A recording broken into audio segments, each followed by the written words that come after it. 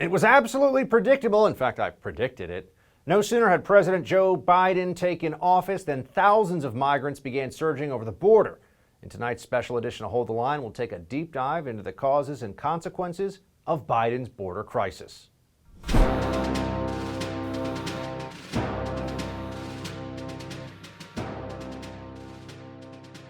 Welcome to this special edition of Hold the Line. I'm Buck Sexton. The unfinished work of the Obama administration. What a surprise. They got Obamacare through, but they wanted to get through some other things too. And in 8 years, it didn't happen. What was the big one? Amnesty. Yeah, maybe climate changed up, but they still think they have a lot of time for that. Amnesty was the lib holy grail, if you could call it that, of the Obama administration, and they weren't able to get it across the line, even with majorities in the House, the Senate, and the presidency under Barack Obama. So now we've got Joe Biden, Democrats with a House and Senate majority, a de facto majority in the Senate. And what are they going for? All out amnesty as soon as they can get there. Now, it may be phased. This may be a process. But what's happening right now is that the rest of the world knows what the Democrat Party and Joe Biden are really all about, and they're reacting to it. This is why you have the biggest surge to our border right now of illegal immigrants, and you have to keep specifying that because Democrats play all these word games with immigrants in general. No. We're talking about illegal immigration in this context, friends, because crossing the border, not at a port of entry, and surrendering yourself to Border Patrol, they call it an apprehension in Border Patrol for a reason, because you're breaking the law. It is, in fact, an illegal act to come into this country without permission and not through a port of entry. So why do we have the biggest surge to the border in 20 years? Well, here's the kind of stuff that Joe Biden was saying back in September of 2019. What I would do as president is several more things, because things have changed. I would, in fact, make sure that we immediately surge to the border. All those people are seeking asylum. They deserve to be heard. That's who we are. We're a nation that says if you want to flee and you're fleeing oppression, you should come. Fleeing oppression. Does that count for millions of people who live in the Northern Triangle countries of Guatemala, Honduras, and El Salvador? Are they all fleeing oppression? Or they just want to leave their countries and come to the United States because it's a better, wealthier, freer place, although freer these days feels like not so much. What's really going on here? The Democrats are playing a double game. You see, Republicans, conservatives are upset about this crisis at the border because they view illegal immigration as a problem. It's a violation of our laws, and it has a lot of downstream effects that our society has to deal with, right? The Democrats have a very different view on this, which is just they want, and to borrow from Biden here, to surge resources to the border to deal with the influx of illegal immigrants to process them as quickly as possible. When you understand how this process works, what you find out is that especially when family units arrive, and that's mostly what we're seeing, are family units showing up, or people at least claiming to be family units. Usually they are, but sometimes the cartels are actually putting people, they call it recycling. So they'll take somebody and claim that they're family members, so they'll help them get over the border. They're taking these individuals and they're releasing them into the interior of the United States with the idea that at some point in the future, there may be an asylum hearing. And if they fail to actually qualify for asylum, there'll be an additional hearing for deportation. And if they show up for that hearing, and here's a preview, most of them don't, then they still have to be deported. And when you have a Biden administration that comes in that makes sure internal enforcement of immigration laws drops off a cliff, calls for a 100-day halt to deportations, and says that we're a nation of immigrants and whoever wants to come and claim asylum should do so, you're as close to an open border as you can be without actually officially rescinding and nullifying all immigration law. I mean, we're getting right up against the line here with what we're seeing going on right now, because remember, when this happened under the Trump administration, we hadn't been through this before. There was a loophole in our asylum policy. It was being exploited. The cartels made a lot of money off of this, and there were hundreds of thousands of people that came into the U.S., and there was no legal mechanism to stop them, largely because Democrats fought Trump tooth and nail when he tried to stop them.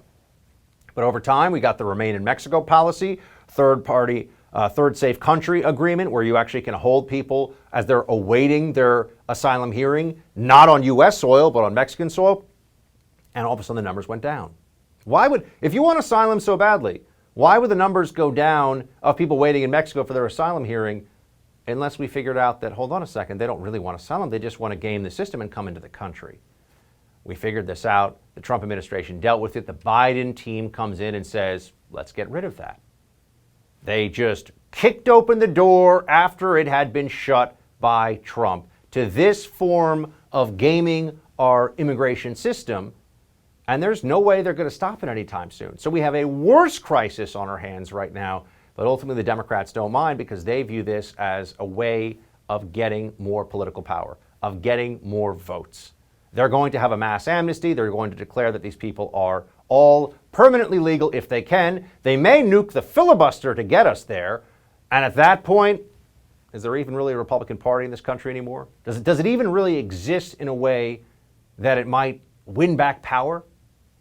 This is what's at stake right now. I mean, the future of the country is in many ways going to be decided over the next 6 months at our southern border with what's going on here. Are we still a rule of law nation? Does it count anymore? We'll get into all of that and more.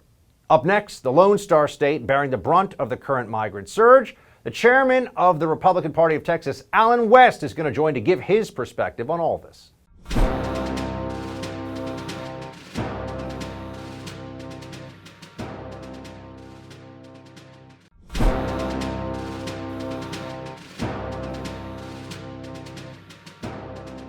Biden open border policies that are inviting even more illegal immigration and actually have created this humanitarian crisis. As you know, I went down to the border this past week and I met with Border Patrol officers. And here's what they told me. The Border Patrol officers themselves told me that they informed the Biden administration that because of the policy changes, it was going to lead to this massive surge that we are just now beginning to see, knowing that it's going to be getting far worse in the coming months.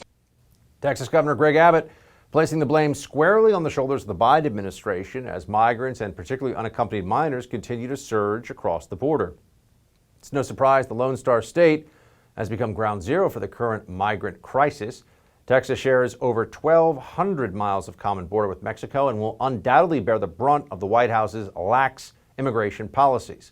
So what has Texas's response to the crisis at the border been? Allen West is the chairman of the Republican Party of Texas. He joins me now. Allen, good to see you. It's good to be with you, Buck. Thank you. So it looks like the media is finally beginning to recognize the scope of this crisis. They're not being honest about it, but they can't hide it anymore. What are you hearing from the folks who are out on the front lines, out on the ground? What you hear is that it's a situation that's completely out of control. It's a situation that was under control until January the 20th, when we got a new president who decided to enact a leftist open borders policy by executive order, completely abdicating his constitutional roles, duties, and responsibilities to keep the United States of America and the people here in the state of Texas safe and secure.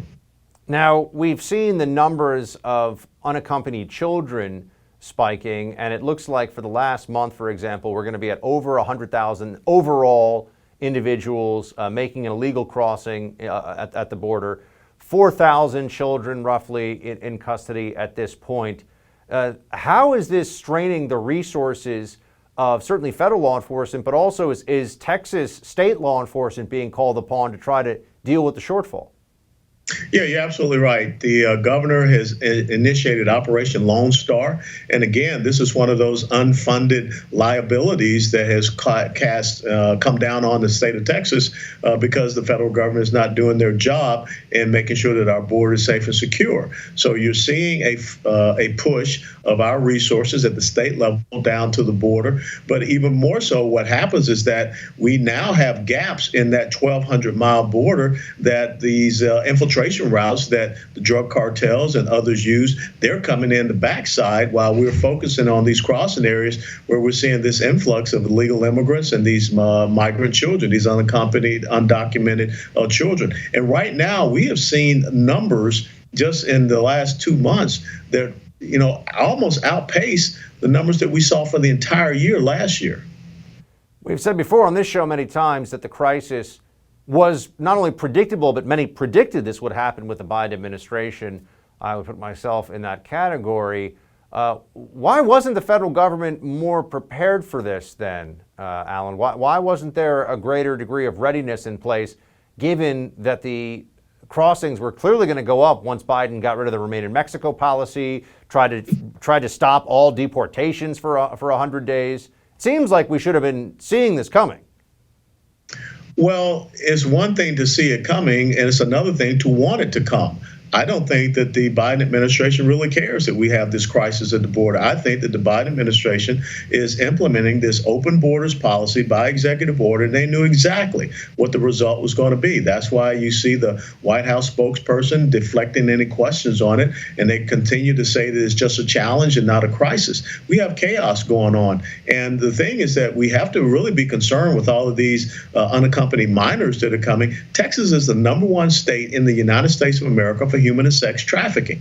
And Dallas and Houston are the top 2 cities. So why should we allow thousands of these unaccompanied children to be crossing into our border, and then we're just going to release them out into the population? We know that we have released COVID positive individuals coming from Brownsville, Texas, 108 of them. So we have completely seen a breakdown of all rule of law and order on our border thanks to the Biden administration. You think that public opinion is going to start to weigh in a manner that will at least push the Biden administration to try to slow down the surge of illegal immigrant crossings going on right now? It would seem like I agree with you, the Biden administration views this just by saying that it's a problem to be managed. They don't seem to want to stop people from crossing over and claiming, in many cases, a majority of cases, phony asylum. They just want to be able to process them more quickly and efficiently and make sure everyone's comfortable as they're being released in the United States. Do you think if the American people get wise to this, though, there could be a backlash that would stop them? Or are we kind of on an inevitable pathway now to the amnesty that the Democrats want so badly? Well, I think that the people along the Rio Grande Valley, the illegal citizens who came here and did it the right way, they see this, and their opinion is going to be very important as soon as we get to the election polls in 2022. But the most important thing happening right now is that we, as a state of Texas, we need to understand that this is an attack on our sovereignty. It's an attack on our safety and security. So we need to step up and do more that is necessary if the federal government, the Border Patrol, are going to have their hands tied behind their back and they cannot take action. We cannot see this amount of illegal immigrants just being released into our society. We have to let people know that you're going to be detained, you're going to be returned back to your country, not released into the state of Texas. What can the state of Texas do? You mentioned the sovereignty of the state and the role that it has in trying to protect the people who live within its borders and its people.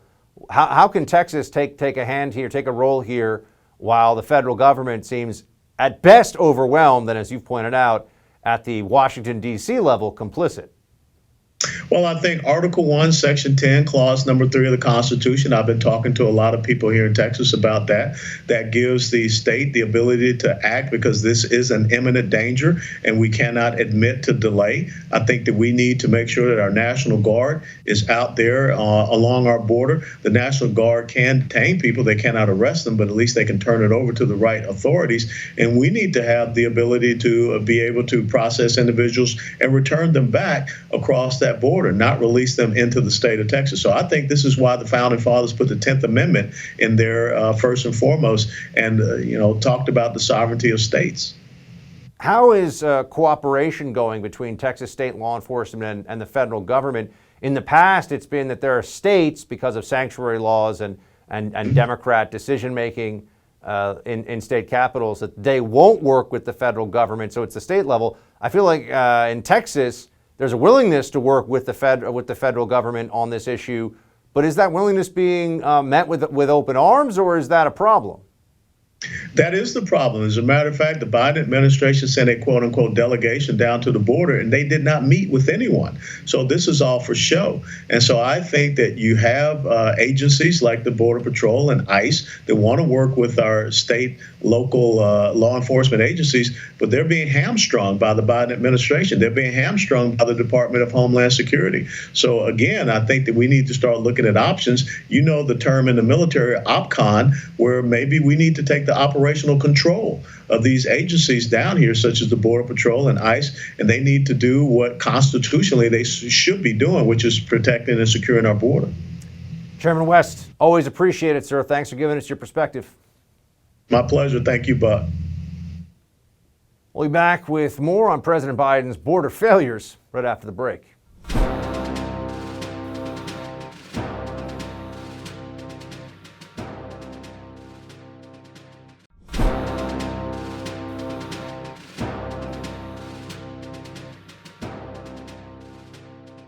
The president's going to travel this week. This is where he should bring Air Force One. This is where he should look the people in the eye. This is where he should talk to the border agents and let them know that this is beyond a crisis. President Biden facing mounting pressure from Republicans to visit the southern border or at least address the ongoing migrant crisis. But instead, the White House is blaming the previous Trump administration, saying they left a dismantled and unworkable system. We are trying to work through what was a dismantled and unprepared system because of the role of the last administration. It's going to take some time, but we are very clear-eyed about what the problems are and very focused on putting forward solutions. What exactly are those solutions? Here to discuss, we got Mark Krikorian, Executive Director of the Center for Immigration Studies. Mark, good to have you back. Glad to be here. So when Democrats say solutions to this, it seems like their version of solution is additional resources for the processing of the inflow of illegal immigrants. Am I missing something? No, I mean, that really is the key. The Democratic solution seems to be to manage more comfortably the arrival of more and more people beyond, outside our legal framework, rather than actually stopping illegal immigration. In other words, facilitating illegal immigration, making it easier on the illegal immigrants, making it quick, processing them more quickly into the country. That's their solution, rather than actually stopping illegal immigration, which is supposed to be the job of the federal government. Now, the processing, this is interesting for folks, I think, to try to dig into this a bit. And I know the federal government right now, the Biden administration is certainly not giving a lot of transparency on these issues. We've been hearing from people down at the border who tell us that Border Patrol and Immigration and Customs Enforcement are keeping the press at arm's length, no ride-alongs. They're trying to tamp down on all this for obvious reasons. This is not a good look, even in the Democrat Party where it is today.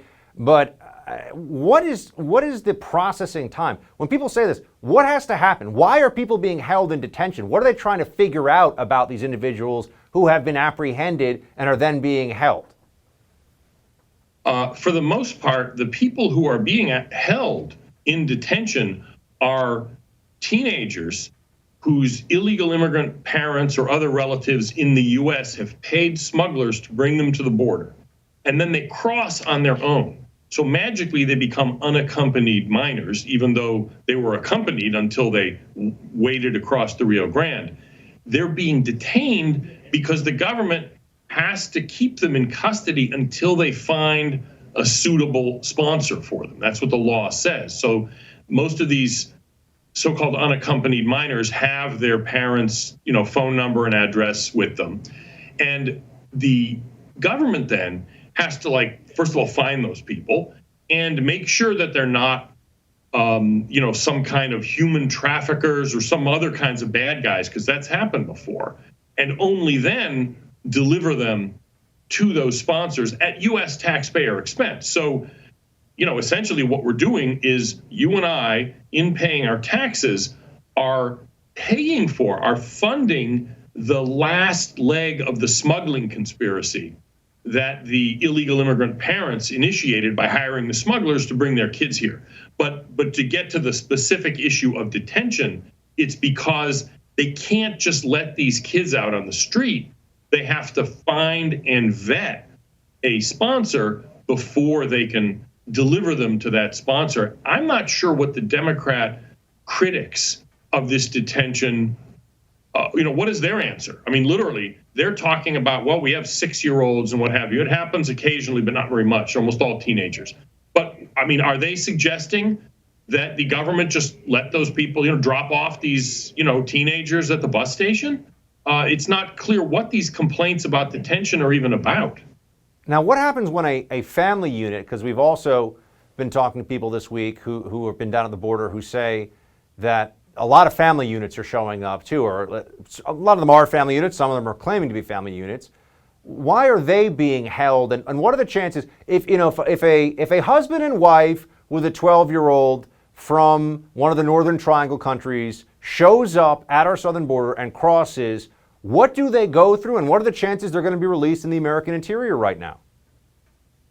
If they may be released right away after they're processed and given what's called a notice to appear, a kind of summons, as it were, for them to go and check in with Homeland Security at whatever town they end up in, and they drop them off at the bus station, and then they're on their own. Others are held in custody, but they can't be held for more than 3 weeks because the law says, or at least not the law, but court ruling says, minors, underage people can't be detained for more than 21 days. That's the Flores decree, right?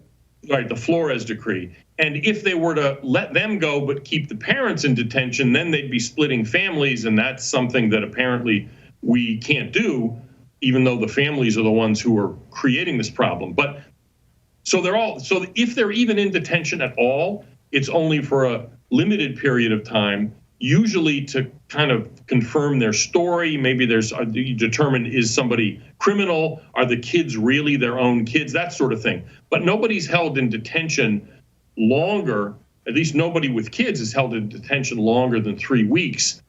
And their asylum claims are not resolved in that time. So they're let go and they go get work authorization, they get a job, and either they're never seen again at all, in other words, they just disappear, or even if they follow through with the asylum process, if they are turned down at the end of the whole process, which most are, they don't leave. Nobody's looking for them, so they just stay here. They went through the whole. Do they still get an additional? I know it had been law that they have an additional deportation hearing that they can request after the asylum hearing, or have they changed that under Trump?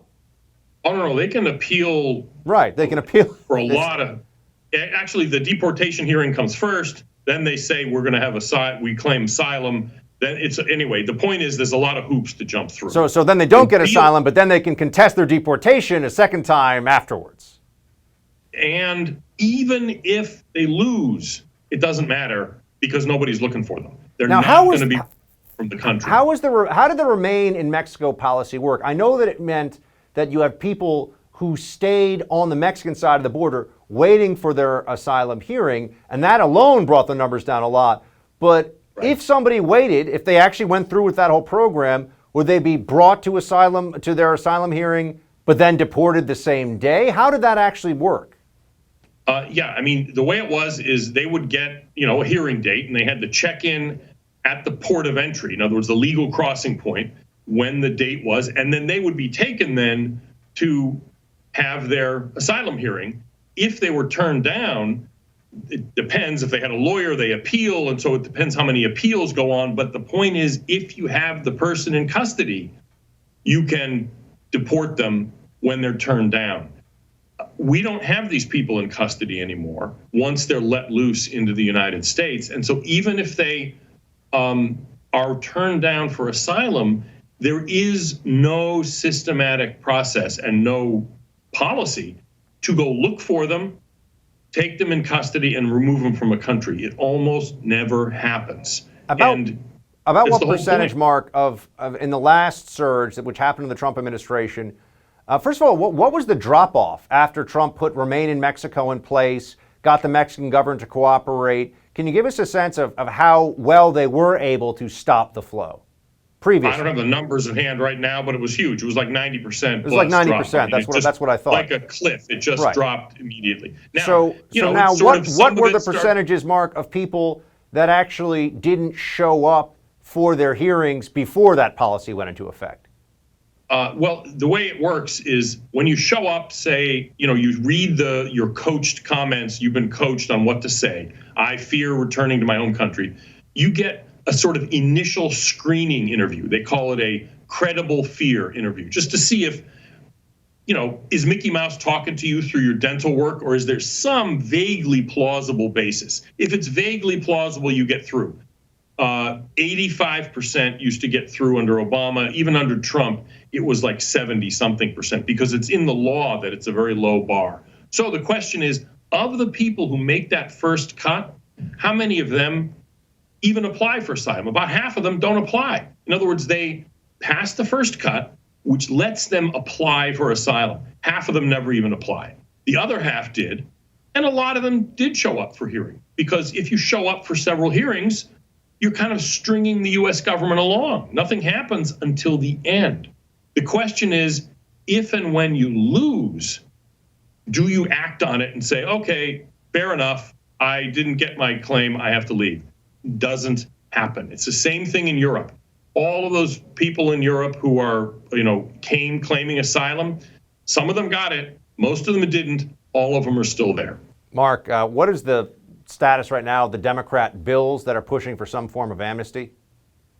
The big bill that would amnesty everybody was really more for show. Everybody acknowledged that wasn't going anywhere. This week, though, they're voting on two pieces that they pulled out of that, which would amnesty something like maybe 4 million, 3 to 4 million people. You really never know. One, the smaller one is a farm worker amnesty. The bigger one is for so-called dreamers, not just the people with DACA, but all kinds of other people too. I expect the House is going to pass those, maybe on a party line vote, maybe even a couple of Democrats voting no. I don't know. We'll see. The farm worker bill is more likely to get some Republican votes, as you can imagine, unfortunately. I don't see either one of those going anywhere in the Senate. So I think we're going to end up where we've been for a long time, which is Congress doesn't do anything on immigration, which in this case is good in not passing these amnesties. But that just gives the executive, whoever's in the White House, free hand to kind of do not anything they want, but almost everything they want, wherever they have leeway to act. Mark, thanks so much for joining. Appreciate it. Thank you. The influx of unaccompanied migrant children at the southern border is now so overwhelming that the U.S. government opened an emergency intake facility in Dallas, Texas, in an effort to decrease overcrowding. What does that mean for the rest of the state? We'll discuss this with Sheriff Bill Waybourn of Tarrant County, right outside of Dallas, when we return.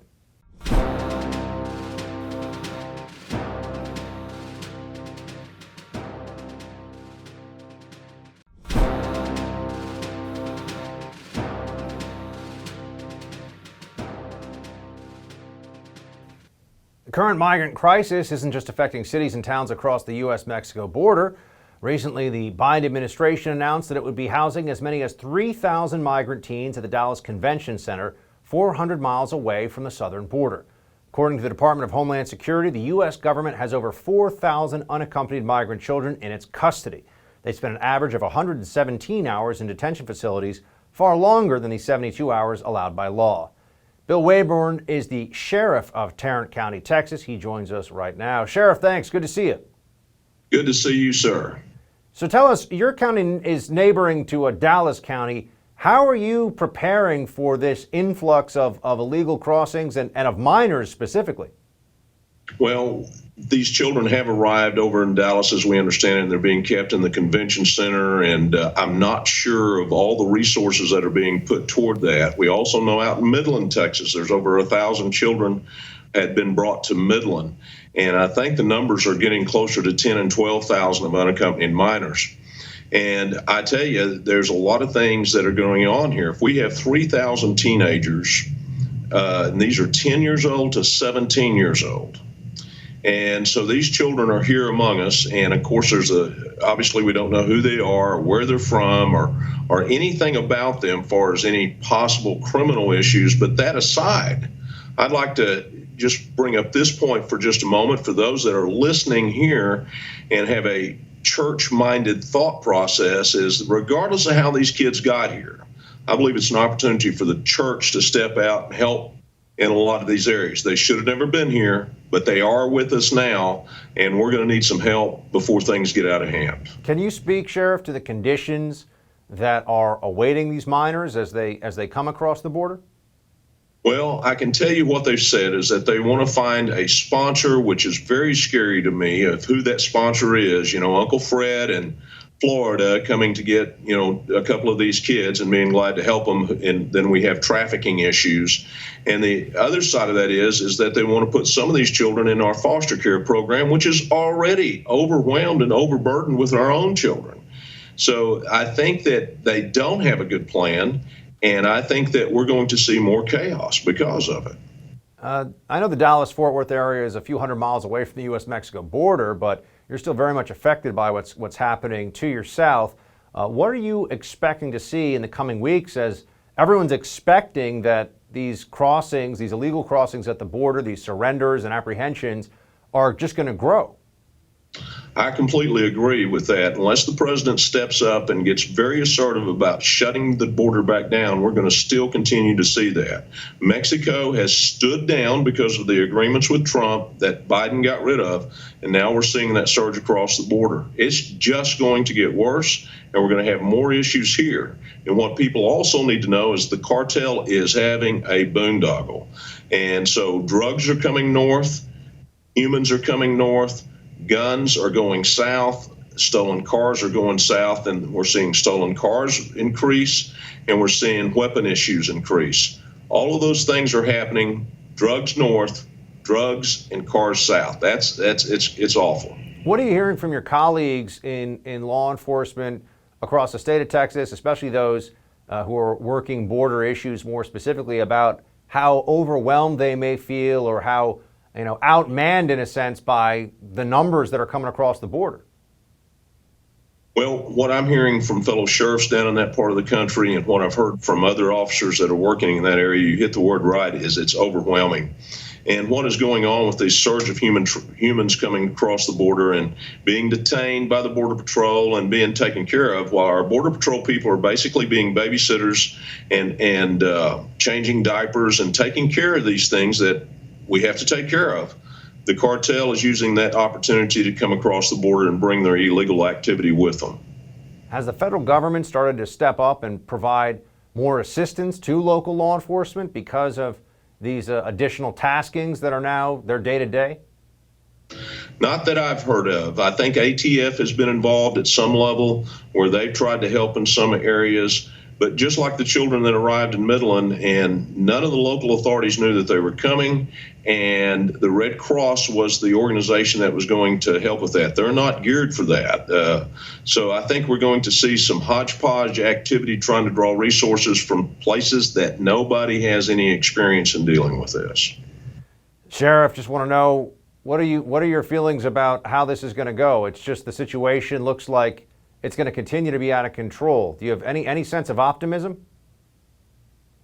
Well, the only sense of optimism that I had was I did see the president yesterday in a quote say, "Please don't come." But I think that he's got to step up and provide leadership here. He's got to step up and be more aggressive about that. That's our only hope right now. I think Congress has a reputation of not doing anything on immigrations at all. But if the president would be aggressive here and just say, we've got to stop this, this was a bad plan, and turn off that faucet. Sheriff, appreciate you joining us. Thanks again, sir. Thank you. The surge in border crossings is seen by many as a humanitarian crisis, but it also represents a national security concern. Senior fellow at the Center for a Secure and Free Society, David Grantham, is going to join us to discuss that up next.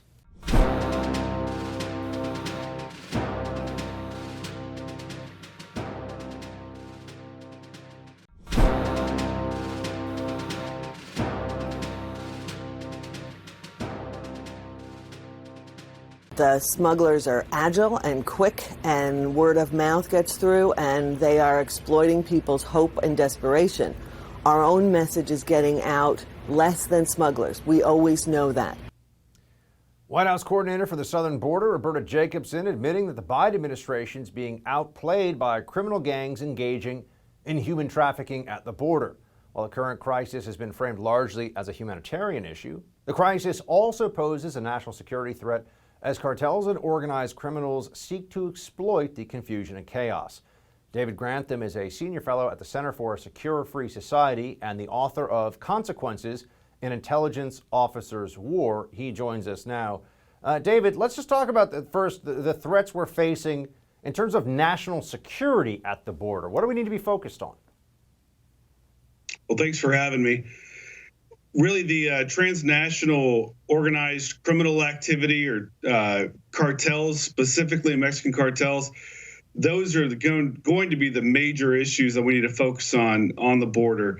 And the statements coming out of the White House tend to favor intent over outcome, meaning they're trying to achieve some sort of or take some sort of moral high ground on treating people as they come over, failing to acknowledge, though, that once people get here, even in illegal status, they're often become double victims of the cartels and the other organizations that brought them here. So the idea that the threat ends once these people come over is just completely wrong. And the problems once they get here, once they're outside of their normal lives, where they don't speak English, many of them, they don't know the just society in general. They need to find a job. All that, cartels work here locally, especially in Texas, to exploit that. So not only are they exploiting them on the way up, they're exploiting them here. And that just creates far too many people that can be used to traffic drugs and weapons and all the other like that the cartel are involved in. David, do you have some sense as to how much the cartels are benefiting from this or have in the past? Because there are estimates out there that the human trafficking component alone, and then of course there's also all the opioid and other drug smuggling that goes on with an insecure border is what we have right now, but that the human trafficking is financially compelling for the cartels. Can you give us a sense of the scope of that? Yeah, the human smuggling is more lucrative because in many ways or in many examples, you can smuggle the same person more than once. So I'll give you a couple examples. An individual comes up from Guatemala, they're moved through Mexico by cartels or different criminal organizations. They're paid, let's say, $20,000 to move them. That's just the number. Once they get to the United States, if they're found 3 years later to be here illegally and they're deported, they go back into that system. So the cartel can make money off the same person 3, 4, 5 times over the course of 7 to 10 years. You can't do that with narcotics. It's a use. It's used, it's consumed, and you have to produce more. Human smuggling is a never-ending, really, theoretically, a never-ending revenue stream for the cartels, and that's just for Latin America. Never mind people that are coming from Asia, coming from Africa, coming from the Middle East. I mean, it's an incredibly lucrative and really a sustainable model for creating profits. A group of GOP congressmen recently went down to the border to view things there firsthand. I want you to take a listen to what New York Congressman John Katko had to say. Give us a reaction. Let's take a listen. The last thing I'll tell you is something that very much concerns me as a Homeland Security ranking member. People they've caught in the last few days over there in Sector 3 or Monument 3 have been on the terror watch list. Individuals that they have on the watch list for terrorism are now starting to exploit the southern border. We need to wake up.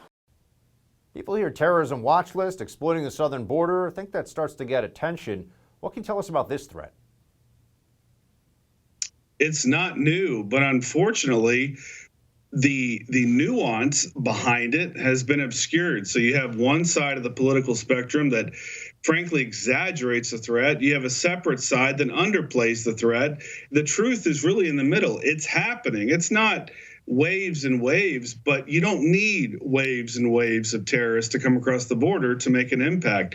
There is a known vulnerability in U.S. national security along our southern border. Terrorist Islamic radicals understand this. They've been putting people there for years now for different reasons.